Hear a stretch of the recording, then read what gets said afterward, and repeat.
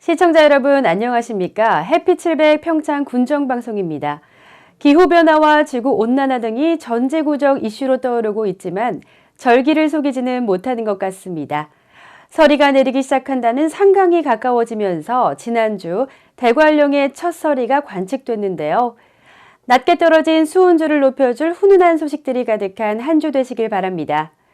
해피700 평창 군정방송 시작하겠습니다. Touch the sky. 평창. 평창군의회 제196회 임시회가 지난 14일 개회해 11일간의 의사 일정에 돌입했습니다. 임시회 첫날 열린 제1차 본회의에는 이번 회기 현지 확인 계획과 함께 서울대 국제농업대학원 설립을 위한 군기본 계획 변경 및 군관리 계획 결정 변경을 위한 의회 의견 제시에 대한 안건이 상정됐습니다. 또한 이번 임시회에서는 지난 15일 대관령면을 시작으로 18일 미탄면과 평창읍까지 8개의 읍면을 돌며 올해 하반기 군정 현지 확인 활동을 펼쳤습니다. 한편 평창군의회는 21일부터 사흘간 예결특위를 구성해 2013년도 제2회 평창군 추가경정 예산안을 심의할 예정입니다.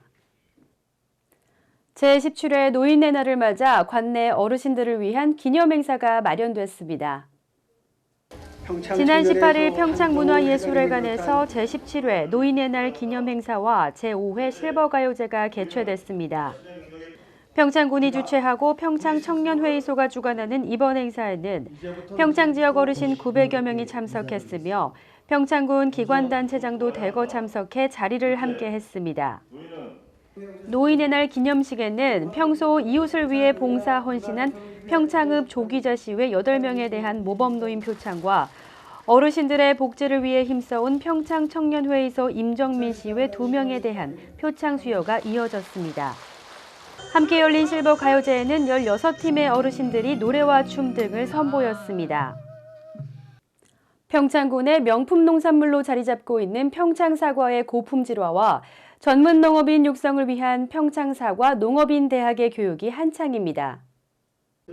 지난 3월 개강에 운영되고 있는 평창사과대학의 제20주차 교육이 지난 18일 평창군 농업기술센터에서 열렸습니다. 올해로 2년차를 맞은 평창사과대학에서는 고품질의 사과 재배에 필요한 전문 기술을 이론과 현장 학습을 통해 교육하고 있습니다. 사과대학 2기 과정에는 40명의 농업인이 참여하고 있으며 100시간의 과정이 모두 끝나는 오는 11월 14일 졸업식이 열릴 예정입니다. 지역의 사회복지 발전을 위해 힘써온 사회복지 관계자들의 노고를 격려하기 위한 자리가 마련됐습니다. 지난 16일 평창중학교 실내체육관에서 사회복지 분야에 대한 군민의 관심을 유도하고 군민의 화합을 다지기 위한 제9회 평창사회복지대회가 개최됐습니다.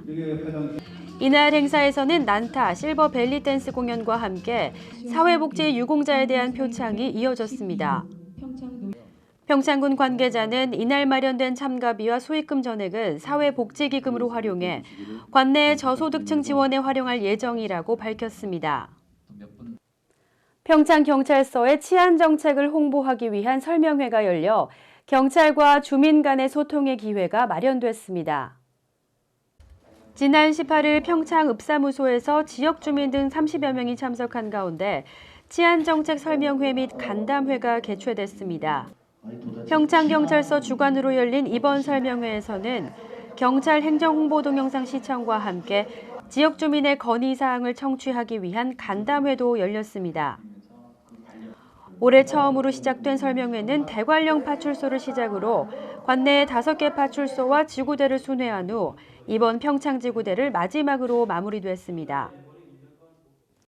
평창에는 효성문학 백리길, 명품 브랜드길과 바우길 등 천혜의 자원을 배경으로 걷기 좋은 길들이 참 많이 있는데요. 이 길들을 더 아름답게 보존하고 지키기 위해 군민들이 힘을 합쳤다고 합니다.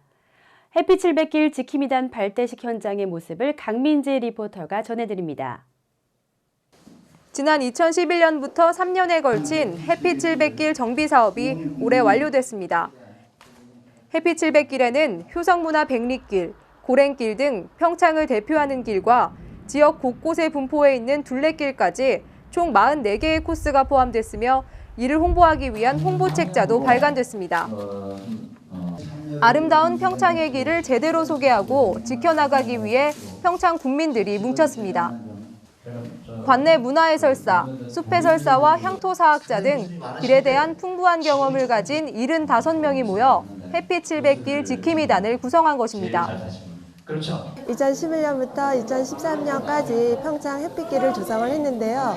이것을 더 아름답고 또 이제 갖고 가기 위해서 평창 국민들이 자율적으로 구성한 민간단체입니다. 지난 4월부터 추진된 햇빛 700길 지킴이단이 지난 15일 대관령 눈꽃마을 산촌체험장에서 발대식을 가졌습니다. 이날 발대식에는 지킴이 위촉장 전달과 함께 결의문을 낭독했습니다. 햇빛 700길 지킴이단은 발대식에 앞서 3차례의 실무회의를 통해 업무 범위 등의 내용을 담은 결의문을 채택한 바 있습니다. 한편 평창군에서는 주민의 참여로 이루어진 민간단체인 지킴이단의 역량 강화를 위해 앞으로 제도적 지원 방안을 마련할 계획이라고 밝혔습니다. 발대식 후 지킴이단은 인근에 위치한 눈꽃마을 이야기 산책길을 함께 걸으며 햇빛 700길의 발전을 위한 의견을 나눴습니다. 햇빛 700길 지킴이단은 앞으로 평창 지역 곳곳에 길을 누비며 관광객을 위한 안내자로서의 역할과 함께 아름다운 길을 보존해 나가는 역할을 해나갈 계획입니다. 햇빛 700 강민지입니다. 우리나라는 에너지의 95% 이상을 수입에 의존할 정도로 에너지 자립도가 굉장히 낮은 편에 속하는데요. 그래서 최근 기후온난화 등의 문제를 야기하고 있는 화석에너지를 대체하기 위해 신재생에너지의 개발이 활발하게 진행되고 있습니다. 이번 주 보물상자에서는 조금은 낯설지만 알아두어야 할 신재생에너지에 대해 배워볼 수 있는 대관령 신재생에너지관에 다녀왔습니다. 함께 보시죠.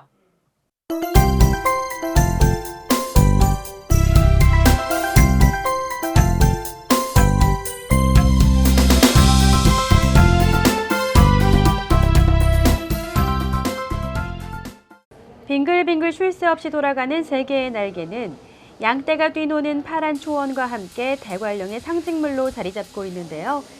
풍력 발전은 화석연료를 대체할 신재생에너지 중 하나로 바람이 많이 부는 대관령과 해안 지역을 중심으로 활발하게 운영되고 있습니다. 대관령에 바로 이 풍력을 중심으로 한 신재생에너지의 원리를 널리 알리기 위한 신재생에너지관이 들어섰는데요. 이곳에 오면 신재생에너지가 도대체 무엇이고 왜 필요한지부터 차근차근 배워가야 한다고 합니다. 우리가 지금까지 편하게 사용해온 석탄, 석유 등의 화석에너지는 온실가스를 배출해 지구온난화를 가속화시키는 것으로 알려졌는데요. 여기에 무한할 것 같던 화석에너지의 매장량이 점차 줄어드는 추세라고 합니다. 지구를 위해 그리고 우리나라의 경제를 위해 무한의 천연자원을 이용한 새로운 에너지 자원을 발굴하는 신재생 에너지의 개발과 보급이 시급한데요. 대관령에서는 풍부한 바람을 이용해 풍력 발전 생산에 들어갔죠. 풍력 발전의 역사를 알아보기 위해서는 꽤 오래전까지 거슬러 올라가야 하는데요. 기원전 3000년경 이집트에서 돛을 이용한 돛담배를 이용하기 시작하면서부터 풍력 발전이 시작됐다고 합니다. 돛담배로부터 시작한 풍력의 이용은 13세기. 오직 바람의 힘만으로 운행됐던 범선의 개발로 수세기 동안 전성기를 누리며 19세기 증기기관이 발명되기 전까지 바다개척의 구심점 역할을 해나갔다고 전해집니다. 2차 세계대전 이후 화석연료를 활용한 증기기관의 개발로 주춤했던 풍력은 최근 신재생에너지의 대두로 다시 중요한 에너지 자원으로 떠올랐습니다. 풍력발전기 하면 대관령이나 제주도 인근에서 흔히 볼 수 있는 날개 3개형 발전기를 가장 먼저 떠오르실 텐데요. 전 세계적으로 풍력발전기는 지역의 특성과 효율 등에 따라 많은 형태로 존재한다고 합니다. 날개가 여러 개 달린 다익형과 둥근 모양의 다리우스형 등이 대표적인데요. 이곳에서는 미국과 덴마크, 독일 등 풍력발전이 발달한 나라의 모습도 영상과 그림을 통해 확인해 볼 수 있습니다. 또한 풍력발전기의 구조와 구동 원리도 자세히 설명돼 있어 과학과 환경에 관심이 많은 아이들의 호기심을 해결해 줄 수 있다고 합니다. 이론 교육을 통해 신재생 에너지에 대해 알아본 후에는 간단한 체험을 통해 에너지의 중요성을 배워볼 수 있는 코너가 마련되어 있습니다. 가장 먼저 에너지의 소중함을 일깨워주는 절약 체험 코너가 눈에 띄는데요. 사용하지 않고 있지만 코드만 꽂아둔 전자제품에서 얼마나 많은 전력이 낭비되고 있는지 확인해 볼 수 있습니다. TV는 4W, 전자레인지는 3W, 그리고 게임기에서는 무려 14W가 무심코 꽂아둔 코드를 통해 낭비되고 있다고 합니다. 안 쓰는 코드를 빼놓는 습관 꼭 길러야겠죠? 전등의 전력 소모량을 한눈에 볼 수 있는 코너도 마련되어 있습니다. 최근 많은 곳에서 전등을 LED 램프로 교체하고 있는데요. 그 이유가 무엇인지 스위치를 눌러보면 확인 가능한데요.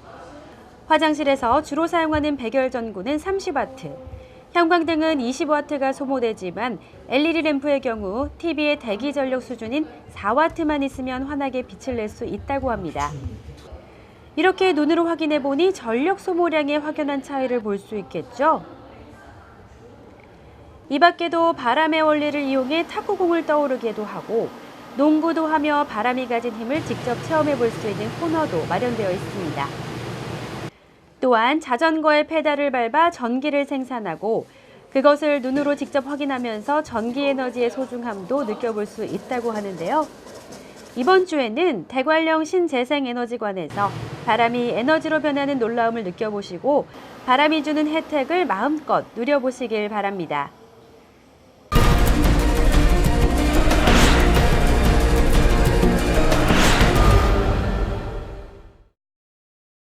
평창읍과 봉평면 시가지가 농림축산식품부가 주관하는 2014년도 농촌지역 읍면소재지 종합정비사업 대상지로 선정됐습니다.